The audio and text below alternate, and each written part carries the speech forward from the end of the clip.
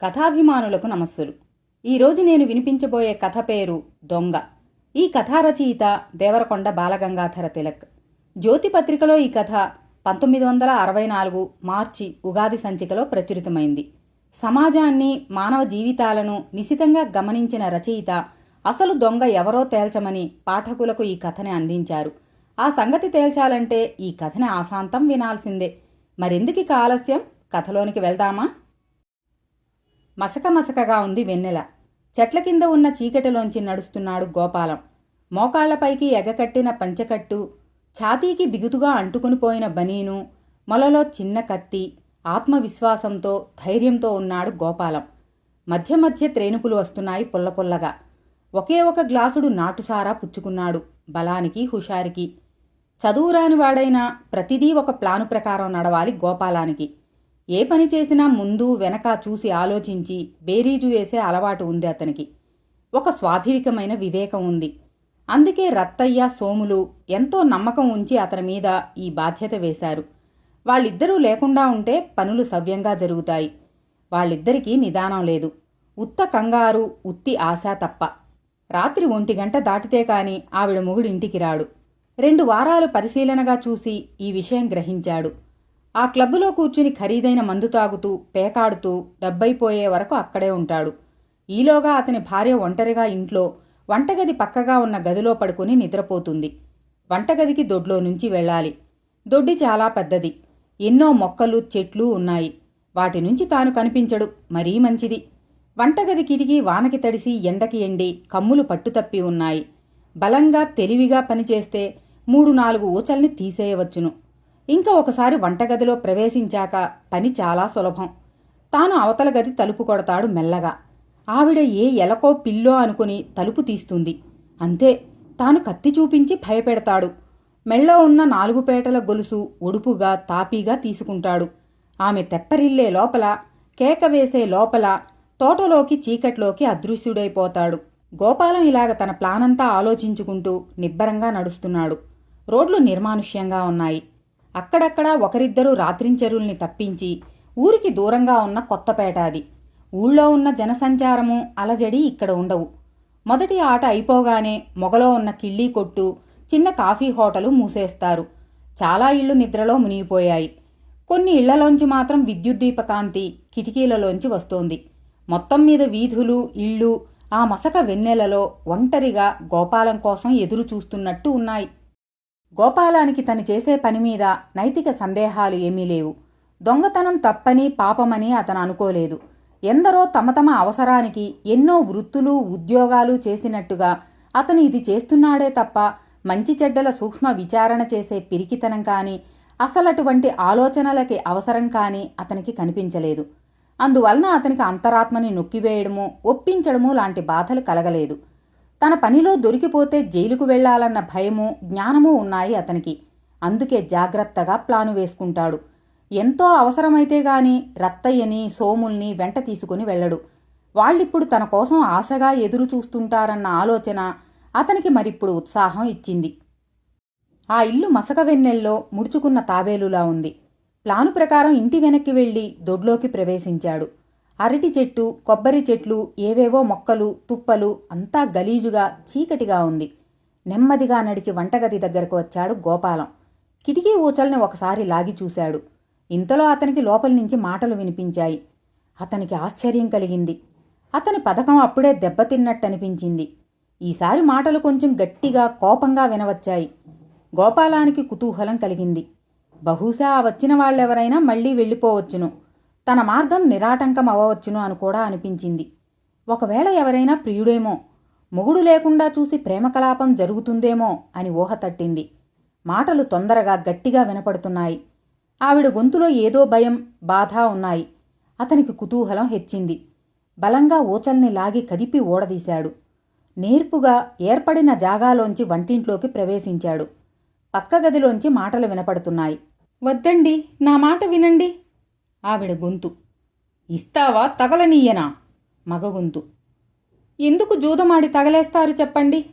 కాపురానికొచ్చిన నాటి నుండి సరదా లేదు, సుఖం లేదు. ఉన్న ఆస్తి అంతా తగలేశారు, చాలదా? వెధవ లెక్చర్లు ఇయ్యక మర్యాదగా తీసి ఇలా అయ్యి, లేకపోతే ఈ ఉన్న ఒక్క గొలుసు ఇస్తే నా గతేం కాను, బాబు గతి ఏం కాను.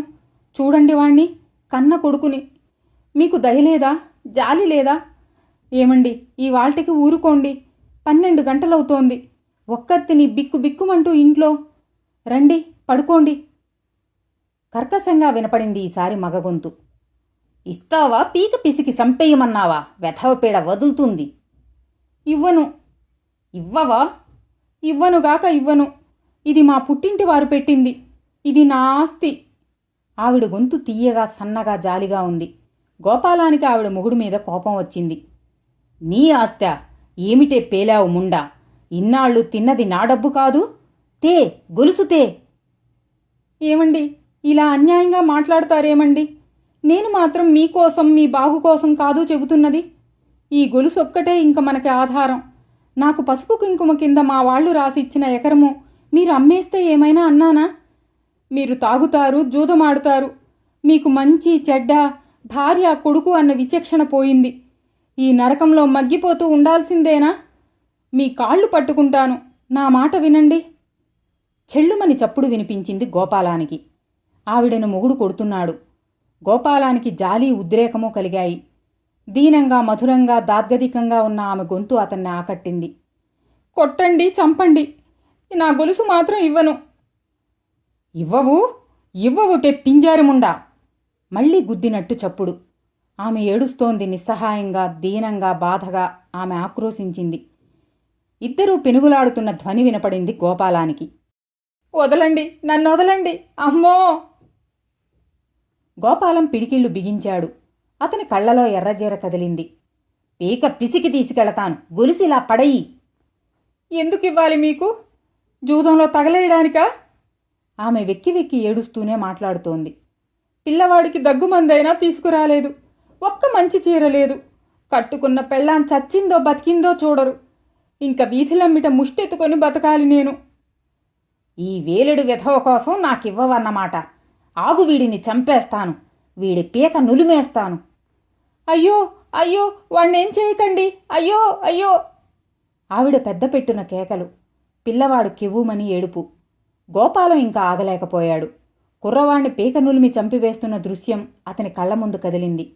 బలమంతా ఉపయోగించి తలుపు తన్నాడు. రాలేదు. తిరిగి దడదడా తన్నాడు. తలుపులు విచ్చుకున్నాయి. ఆమె కుర్రవాణ్ణి ఎత్తుకుని గోడమూలగా నక్కి ఉంది. వణికిపోతూ ఉంది. బాబునేమీ చెయ్యకండి, వదలండి, ఇదిగో గొలుసు అంటూ మీదకి రాక్షసుడిలా వంగిన అతనికి గొలుసు ఇస్తోంది. మొగుడు తీసుకుని వెనక్కి తిరిగాడు. ఎదురుగా గోపాలం. ఎవడవరా నువ్వు? అన్నాడు మొగుడు. గోపాలం బలంగా అతని దవడ మీద ఒకటి వేశాడు. మొగుడు తూలి పడబోయాడు. గోపాలం ఈసారి మీద కురికి అతని తలవంచి బలంగా గుద్దాడు. అతను కింద పడ్డాడు. ఆడకూతుర్ని కొడతావా? ఆ గొలుసు కాజేయాలని చూస్తావా? దొంగ ఎదవా! సిగ్గులేదురా నీకు? బుద్ధి లేదురా? ఏది ఆ గొలుసు? ఇలా అయ్యి లేవకు. లేచావంటే సంపేత్తాను. గోపాలం అతని చేతిలోంచి గొలుసు లాక్కున్నాడు. అతని కింద పడి వగరుస్తున్నాడు, రొప్పుతున్నాడు. ఆమె ఈ హఠాత్ పరిణామం అర్థం కాక నిశ్చేష్టురాలై గోడకి బల్లిలా అంటుకుని కళ్ళప్పగించి చూస్తోంది. తాగుడు జూదమట్రా నీకు? చదువుకున్నోడివి, ఉద్యోగం చేసి పెళ్ళాం పిల్లల్ని పోషించాల్సింది. పైగా పెళ్ళానగలే ఎత్తుకుపోతావట్రా దొంగనాయాల. నేలను కరుచుకున్న మొగుడు అస్పష్టంగానే బూతులు తిడుతున్నాడు. గోపాలం డొక్కలో ఒకటి తన్ని నోర్ముయ్యి అన్నాడు. ఆమె వద్దు వద్దు, కొట్టకు అని అరిచింది. గోపాలం చేతిలో గొలుసుతో గోడవారనున్న ఆమెను సమీపించాడు. ఆమె సన్నగా, ఎర్రగా, నాజూగుగా ఉంది. జుట్టంతా రేగిపోయింది. చెక్కిళ్ళు కన్నీళ్లతో తడిసిపోయి ఉన్నాయి. 25 ఉండవు. ఆమె కళ్లల్లో భయాశ్చర్యాలు పెనవేసుకున్నాయి. చంకలో పిల్లవాడు ఏడుస్తున్నాడు. ఇదిగోనమ్మా గొలుసు అంటూ ఆమె చేతికి గొలుసు ఇచ్చాడు. కింద దొర్లుతున్న మొగుడు లేవబోయాడు. గోపాలం మొల నుండి కత్తి తీశాడు. ఇదేమిటో చూశావా? లేవడానికి ప్రయత్నించావా? పొడి చేస్తాను, కబడ్దార్, దెబ్బకి ఎగిరిపోతావు. మొగుడు దండం పెట్టాడు. నువ్వు మళ్ళీ ఎప్పుడైనా గొలుసు తీసుకున్నట్టుగాని, ఆవిడ వంటి మీద దెబ్బ పడినట్టుగాని తెలిసిందా? నీ ప్రాణం తీసేస్తాను. గోపాలం కత్తిని అతని ముఖానికి దగ్గరగా పెట్టి జడిపించాడు. మొగుడు తల ఊపాడు, ఇంకెప్పుడు చెయ్యనన్నట్టుగా. గోపాలం ఆమె వైపుకు తిరిగాడు. ఏం భయం లేదు, ధైర్యంగా ఉండమ్మా అన్నాడు. ఆమె భయంతో కృతజ్ఞతతో తల ఊపింది. గోపాలం కత్తి మొలలో పెట్టుకుని వెళ్ళిపోబోయాడు. ఆమె హీనస్వరంతో అడిగింది, ఎవరు బాబు నువ్వు? నేనా? నేను తెల్లబోయాడు గోపాలం. నన్ను గోపాలం అంటారులేండి, అంతే అంటూ గోపాలం తలెత్తకుండా వడివడిగా పెరట్లోకి చీకట్లోకి వెళ్ళిపోయాడు. కథని విన్నారుగా. అసలు దొంగ ఎవరో మీకు తెలిసిందిగా. విలువలు లేని బాధ్యతలెరగని కొందరి ఇంటి దొంగలు తమవారిపైనే దోపిడీకి తెగబడి జీవితాలను తస్కరిస్తూ నాశనం చేస్తున్నారు. గోపాలంలో ఉన్నంత సంస్కారం కూడా లేని అటువంటి నీతిమాలిన వారికి ఈ కథ ఒక చెంపపెట్టు. మరో మంచి కథతో మనం మళ్ళీ కలుసుకుందాం. అంతవరకు సెలవు.